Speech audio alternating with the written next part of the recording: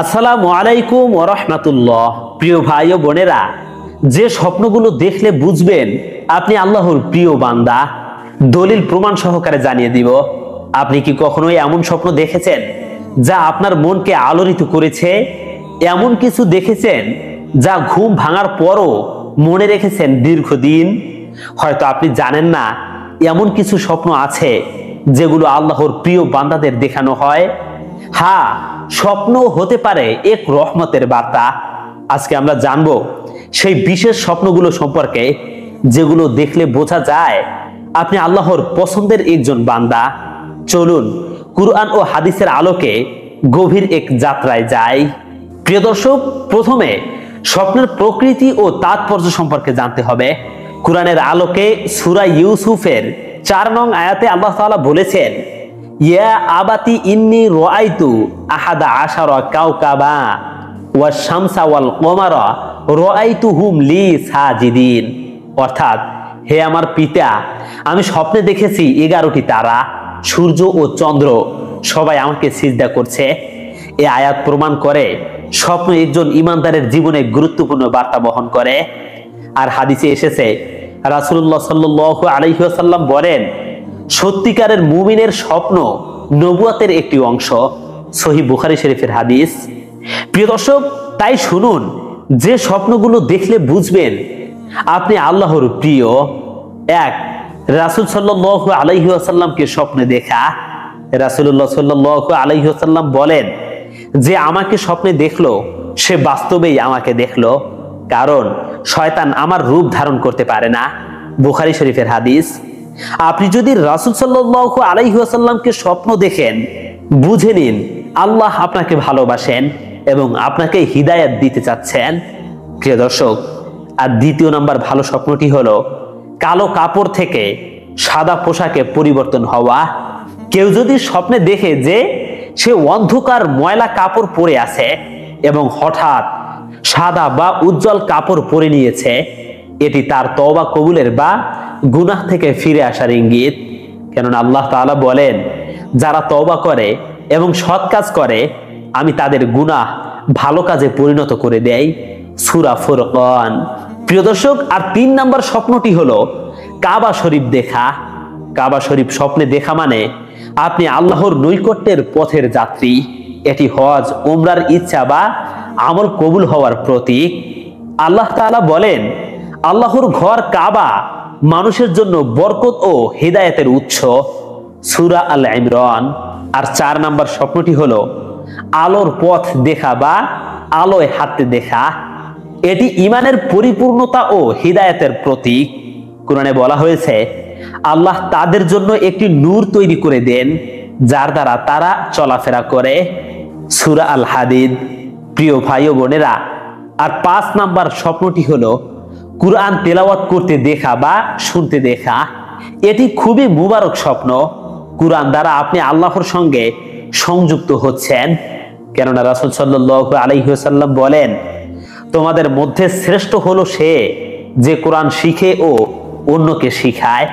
বুখারী শরীফের হাদিস। প্রিয় দর্শক, আর 6 নাম্বার স্বপ্নটি হলো জান্নাত দেখা বা প্রবেশ করতে দেখা।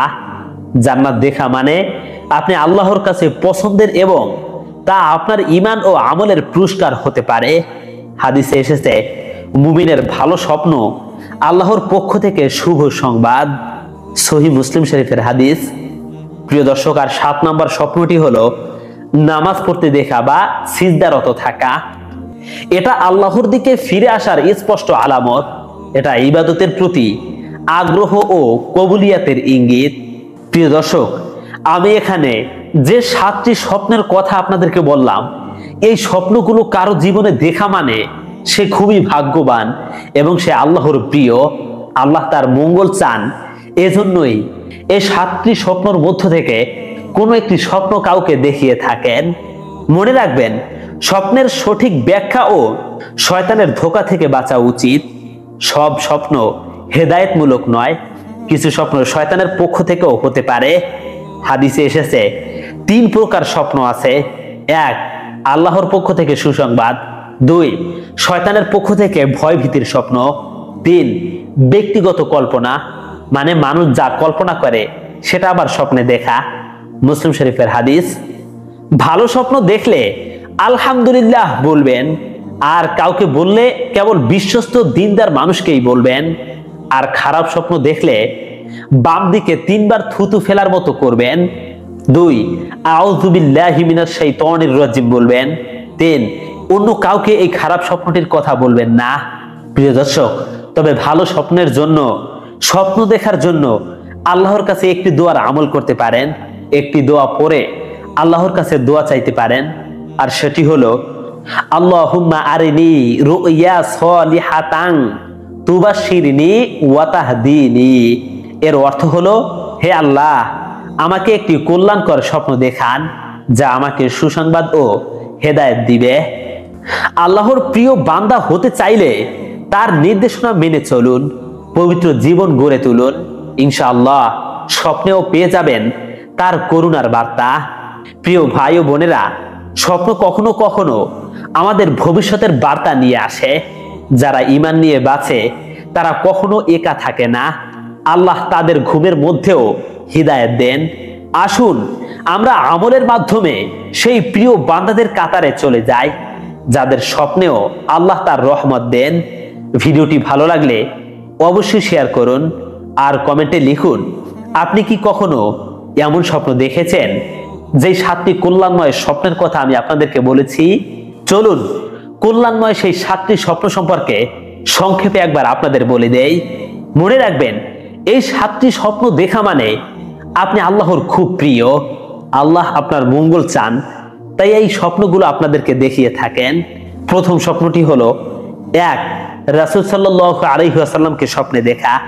2, কালো কাপড় থেকে সাদা পোশাকে পরিবর্তন হওয়া। 3, স্বপ্নে কাবা শরীফ দেখা। 4, স্বপ্নে আলোর পথ দেখা বা আলোয় হাঁটতে দেখা। 5, স্বপ্নে কুরআন তিলাওয়াত করতে দেখা বা শুনতে দেখা। 6, স্বপ্নে জান্নাত দেখা বা প্রবেশ করতে দেখা। 7, স্বপ্নে নামাজ পড়তে দেখা বা সিজদারত থাকা।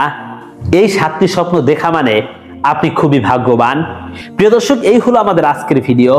পরবর্তী ভিডিও পেতে এখনই আমাদের চ্যানেলটি সাবস্ক্রাইব করুন। আসসালামু আলাইকুম ওয়া রাহমাতুল্লাহ।